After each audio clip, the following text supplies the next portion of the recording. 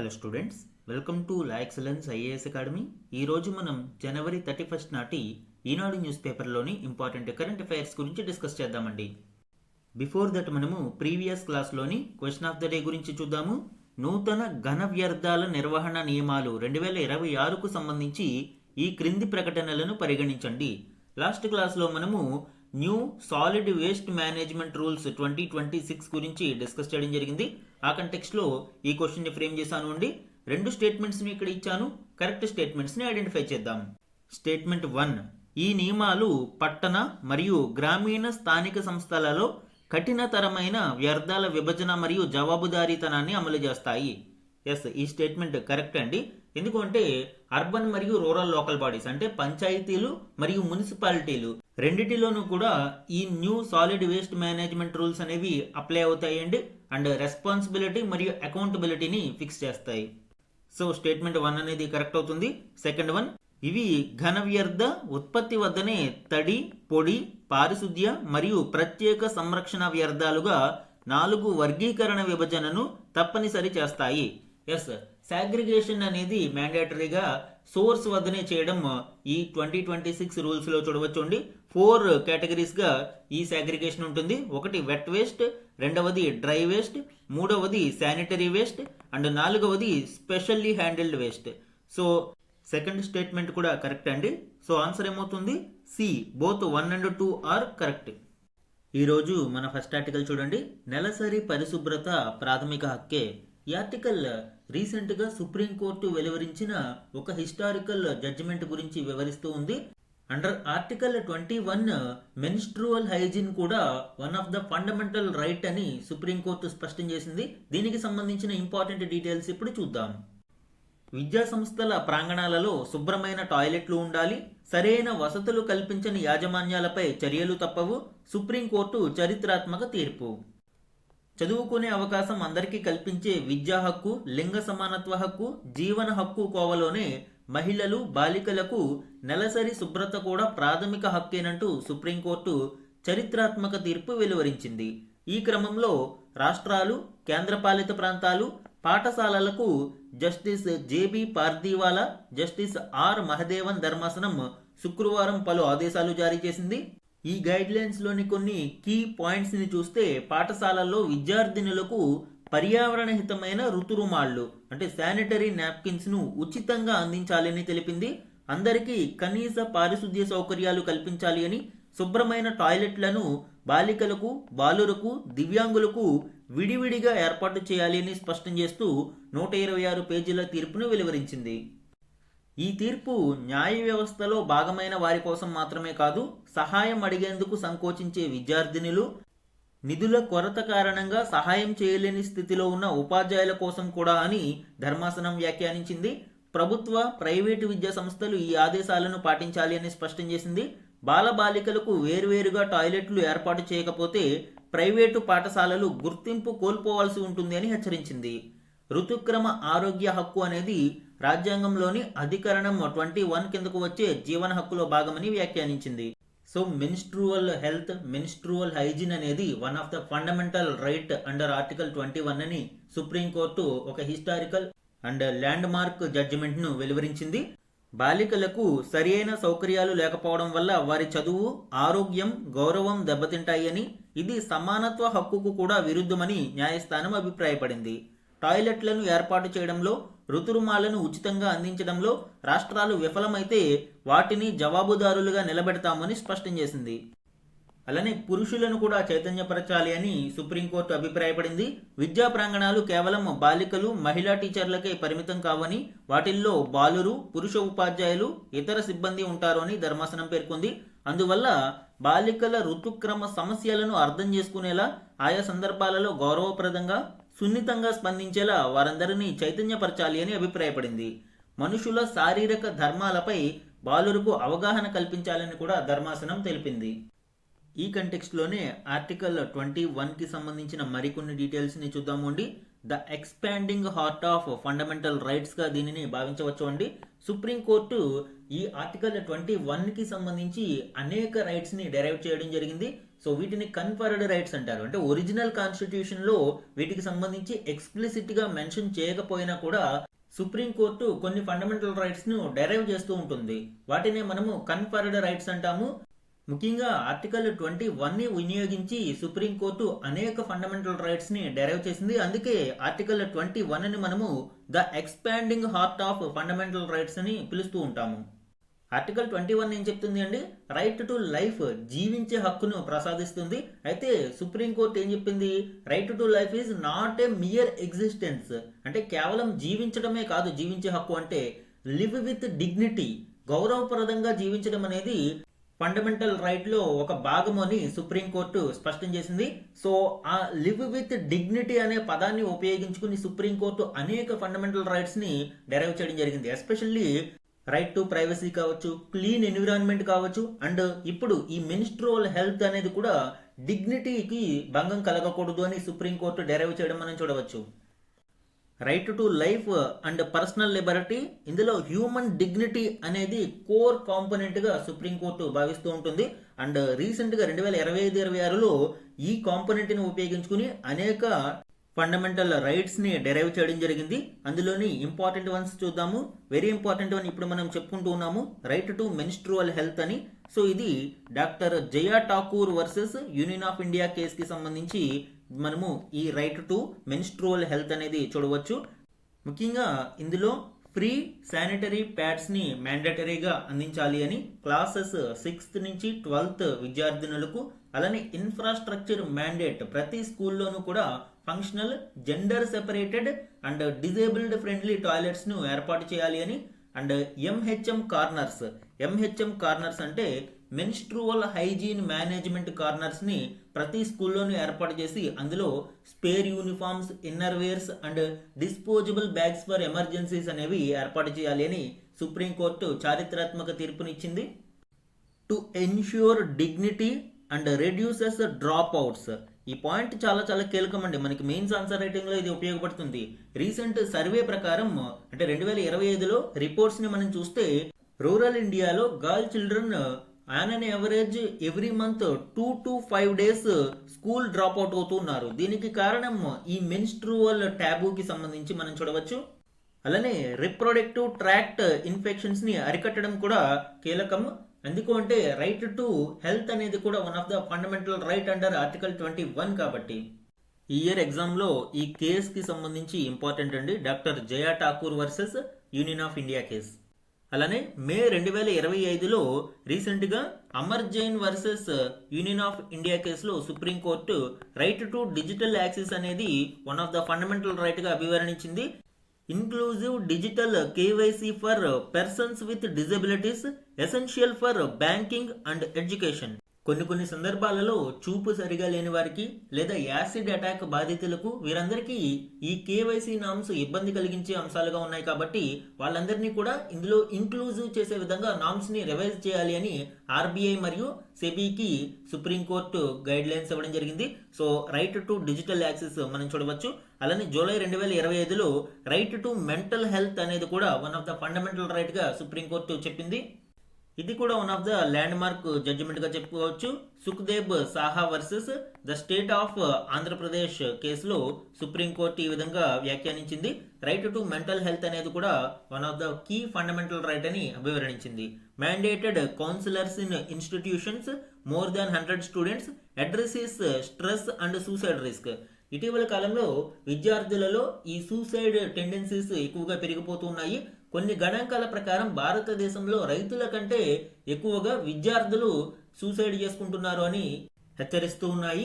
And ఈ నేపథ్యంలోనే supreme court right to mental health కూడా అండర్ ఆర్టికల్ 21 ఫండమెంటల్ రైట్ కాబట్టి ప్రతి విద్యా సంస్థలోనూ మ్యాండేటరీగా కౌన్సిలర్స్ ని ఏర్పాటు చేయాలి అని, అండ్ స్టూడెంట్స్ ఎవరైతే ఈ సూసైడ్ టెండెన్సీస్ తో బాధపడుతూ ఉన్నారో వారికి కౌన్సిలింగ్ ఇప్పిస్తూ ఉండాలి అని ఆదేశాలు జారీ చేసింది. అలానే ఇన్ లేట్ 2024 ఆర్ ఎర్లీ 2025 కి సంబంధించి చూస్తే రీప్రొడక్టివ్ రైట్స్ అండ్ మెటర్నిటీకి సంబంధించి కూడా సుప్రీంకోర్టు వ్యాఖ్యానించింది. K Umadevi versus state of Tamil Nadu కేసులో సుప్రీంకోర్టు కీలక జడ్జిమెంట్ ని ఇచ్చింది. దీని ప్రకారం మెటర్నిటీ లీవ్ అనేది not a privilege, leave is a fundamental right అని వ్యాఖ్యానించింది. Regardless of marital status are number of children. అప్పటి వరకు 2 చిల్డ్రన్ నామ్స్ అనేవి ఉండేవి, అంటే 2 పిల్లలకు మెటర్నిటీ లీవ్ అనేది ఇచ్చేవారు. థర్డ్ చైల్డ్ విషయంలో కానీ లేదా మ్యారిటల్ స్టేటస్ కి సంబంధించి కానీ కొన్ని సందర్భాలలో మెటర్నిటీ లీవ్స్ అనేవి వర్తించేవి కాదు. సో ఈ సందర్భంలో సుప్రీంకోర్టు మెటర్నిటీ లీవ్ అనేది not a privilege, it is a fundamental right అని చారిత్రాత్మక తీర్పునివ్వడం చూడవచ్చు.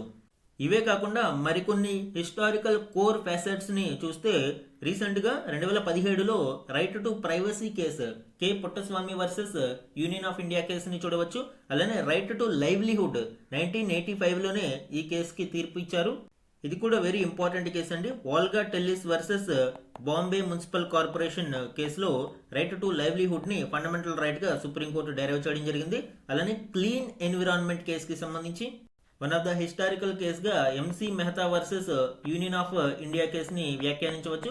సో ఇలాగా అనేక హిస్టారికల్ కేసెస్ ని మనం చూడవచ్చు. అలానే die with dignity Aruna Shanbaug versus union of India కేసులో ఇది డై విత్ డిగ్నిటీ కూడా one of the fundamental right అని వ్యాఖ్యానించి ప్యాసివ్ యుథనేషియాకి అనుమతినివ్వడం కూడా మనం చూడవచ్చు.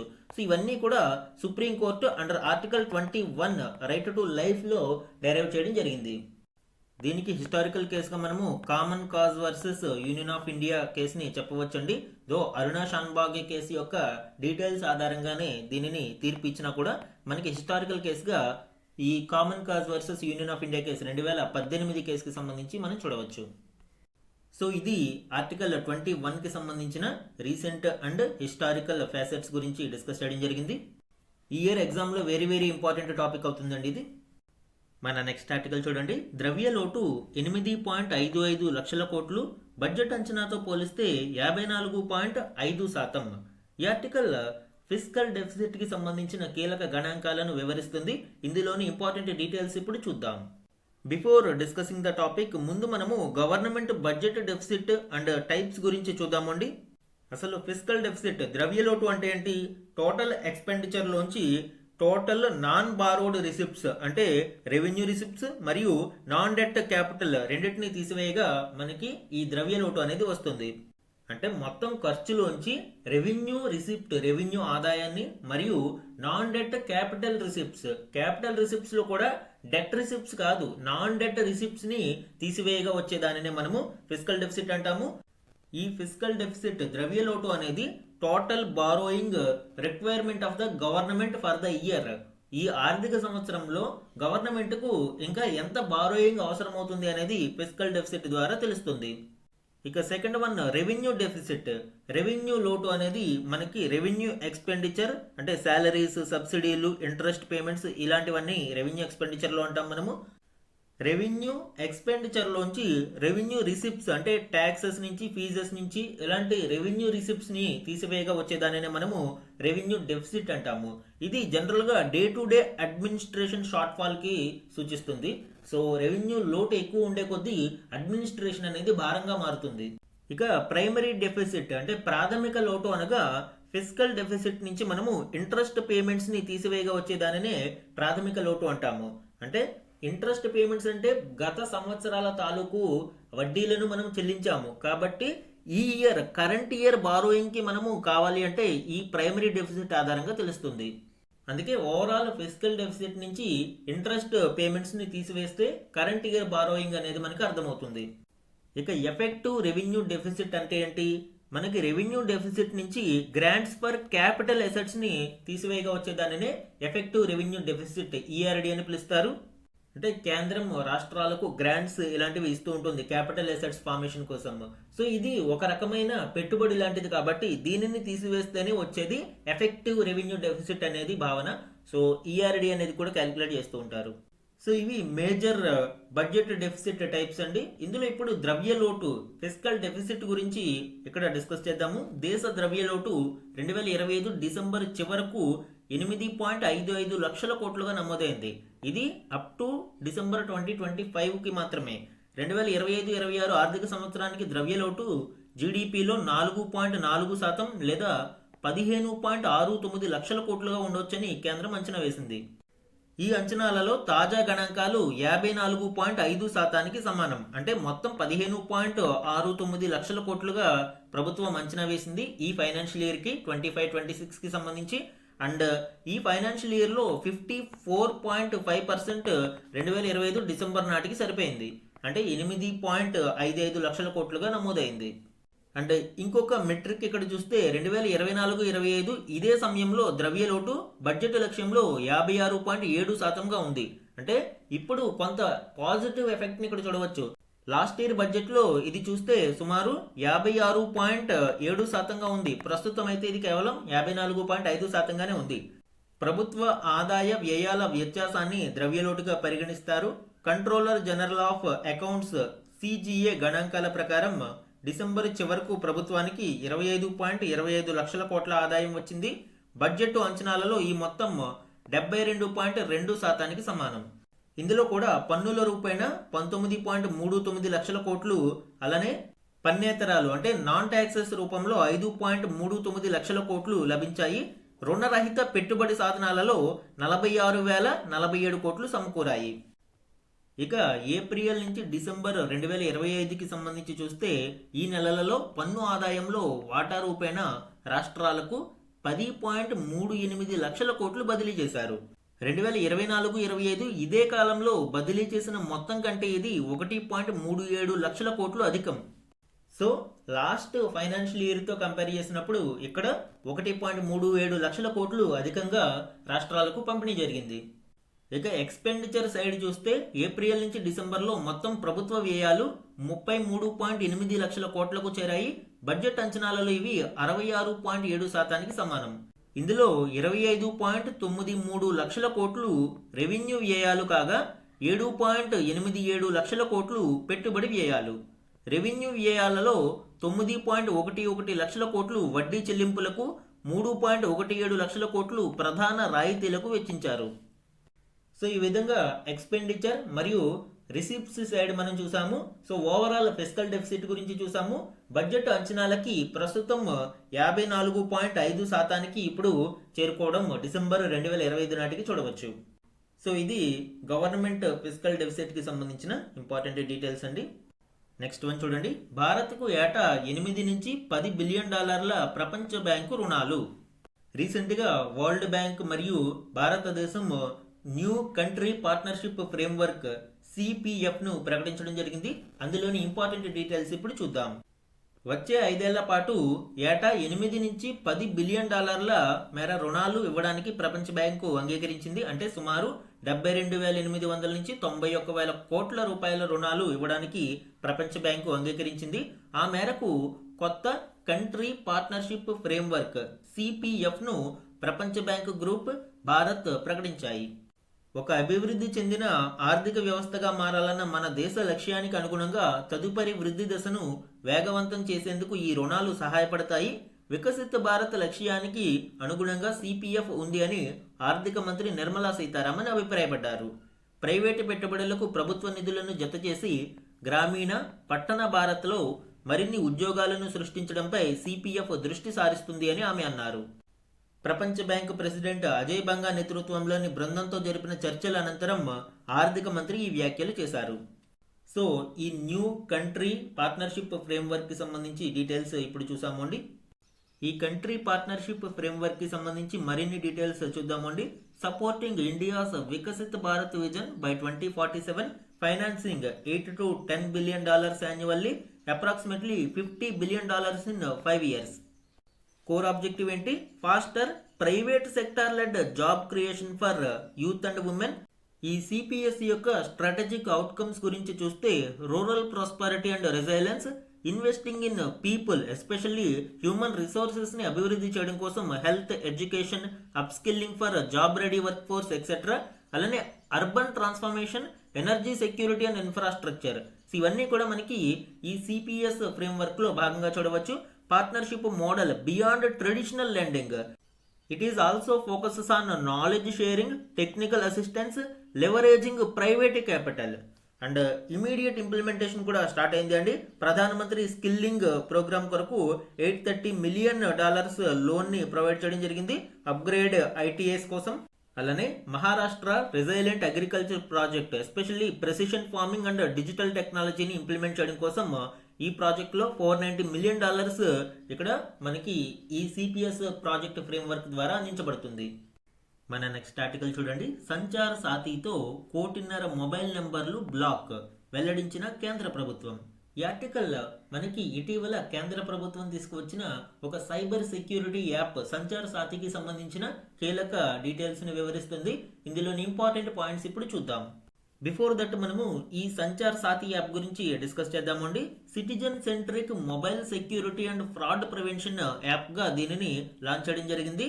యాజ్ ఆఫ్ నౌ జనవరి 2026 నాటికి ఇది ఈ మొబైల్ సెక్యూరిటీ మరియు ఫ్రాడ్ ప్రివెన్షన్ కింద 1.5 కోట్ల మొబైల్ నెంబర్లను బ్లాక్ చేయడం జరిగింది. ఈ యాప్ యొక్క ప్రత్యేకతలు ఏంటంటే రిపోర్ట్ ఫ్రాడ్. ఈ యాప్ ని ఉపయోగిస్తున్న వారు ఫ్రాడ్ ని రిపోర్ట్ చేయడానికి అవకాశం ఉంటుంది త్రూ చక్షు. ఇది users suspicious calls, SMS or WhatsApp messages ని రిపోర్ట్ చేయడానికి అవకాశం కల్పిస్తుంది. అలానే block stolen phones. IMEI number ఆధారంగా track and block lost devices via IMEI to prevent misuse. అలానే చెక్ కనెక్షన్స్. ఈ కనెక్షన్స్ ఎన్ని ఉన్నాయి, view all mobile connections registered under your identity and report any unauthorised numbers.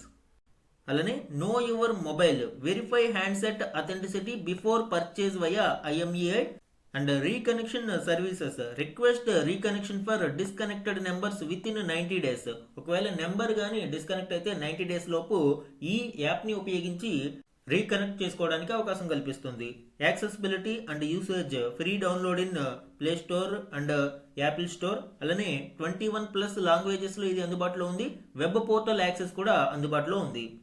Current status and privacy as of January 2026 మనం చూస్తే voluntary installation, not mandatory, can be uninstalled at any time. అయితే ఇటీవల కేంద్ర ప్రభుత్వం ఈ Sanchar Saathi app ప్రతి మొబైల్లోనూ మ్యాండేటరీగా apply చేయాలి అని అండ్ ఇన్స్టాల్ చేయాలి అని అండ్ డిలీట్ చేయడానికి కూడా అవకాశం ఉండదని ప్రకటించింది.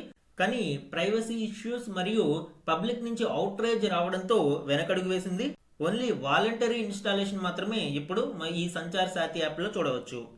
ఇంపాక్ట్ ఆల్రెడీ మనం చెప్పుకున్నాము. Over 1.5 crore fraudulent numbers blocked. So ఈ డీటెయిల్స్ ఇక్కడ ఇవ్వడం జరిగింది అండి. సైబర్ నేరాలు, చోరీలను అరికట్టడానికి తీసుకొచ్చిన సంచార్ సాథీ యాప్నకు వినియోగదారుల నుంచి విశేష ఆదరణ లభిస్తుంది అని కేంద్రం వెల్లడించింది.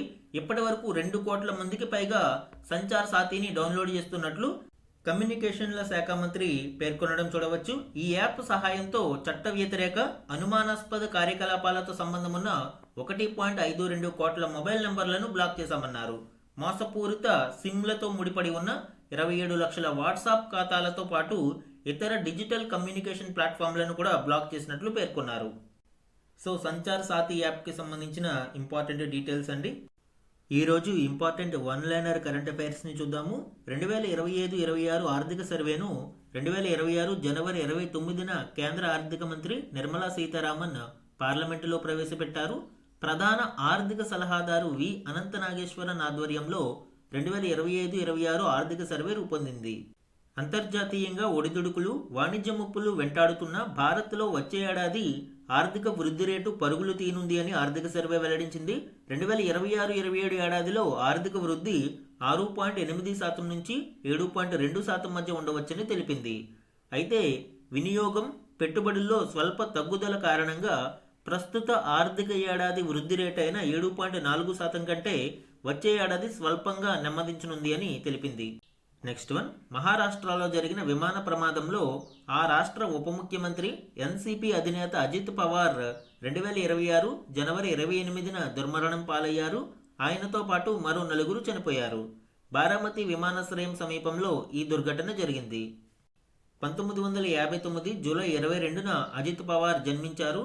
మహారాష్ట్ర మాజీ ముఖ్యమంత్రి శరద్ పవార్ ఆయనకు బాబాయి.